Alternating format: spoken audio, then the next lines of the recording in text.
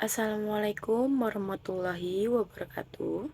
Perkenalkan, nama saya Nabila Pasha dari Prodi Manajemen, ingin mempresentasikan performance mata kuliah Etika Bisnis dengan dosen pengampu Bapak Muhammad Taufan Nugroho, SSI MM.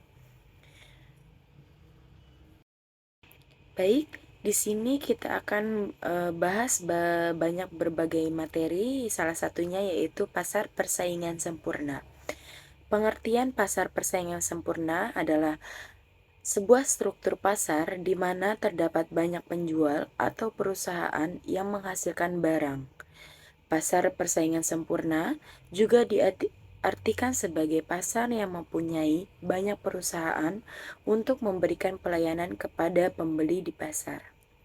Contohnya itu pasar bebas adalah kondisi pasar ideal di mana seluruh kegiatan perekonomian sepenuhnya berada pada dinamika permintaan dan penawaran pasar yang akan mempengaruhi keputusan ekonomi dan pergerakan setiap individu yang berhubungan dengan uang, barang, dan jasa secara sukarela.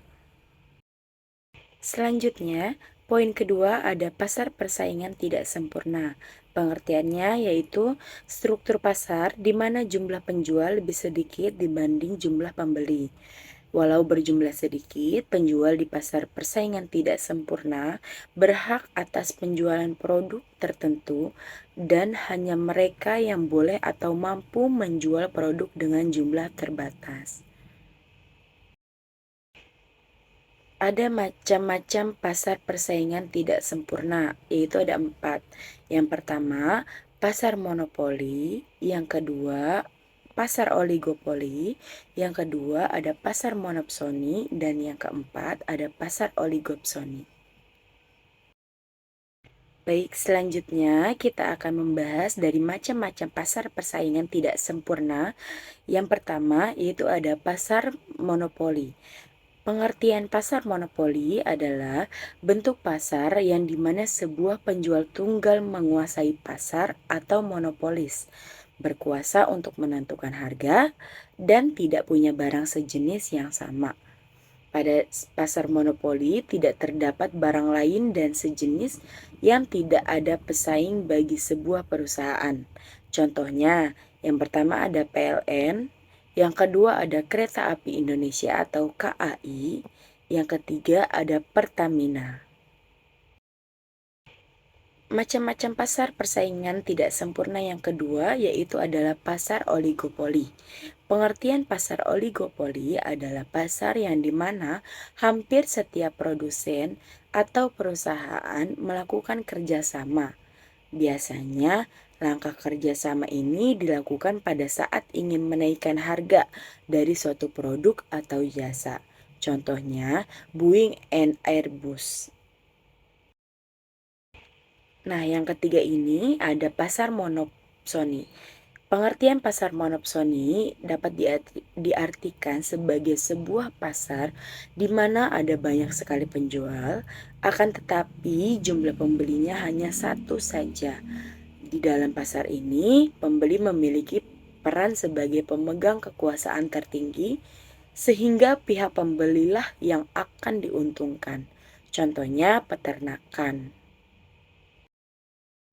Dan yang keempat, yaitu pasar oligopsoni. Adapun pengertiannya adalah keadaan suatu pasar yang hanya memiliki sedikit pembeli.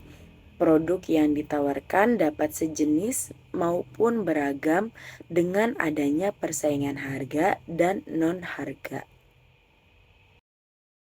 Nah, poin ketiga yaitu etika konsumen. Bentuk etika terhadap konsumen adalah dengan memberikan perlindungan ekonomi. Menurut Undang-Undang Nomor 8 Tahun 1999 Pasal 1 Butir 1 yang berbunyi perlindungan konsumen adalah segala upaya yang menjamin adanya kepastian hukum untuk memberi perlindungan kepada konsumen. Apa hubungan antara produsen dan konsumen? Keduanya memiliki hubungan yang saling menguntungkan atau bersimbiosis mutualisme. Mengapa demikian?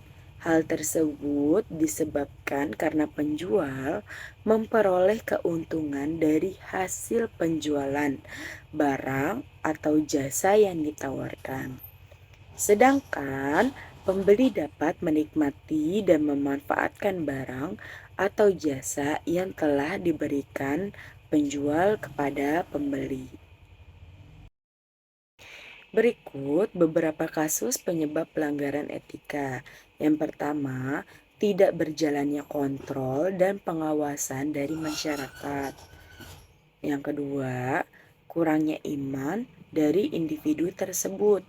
Yang ketiga, rendahnya pengetahuan masyarakat mengenai substansi kode etik pada setiap bidang.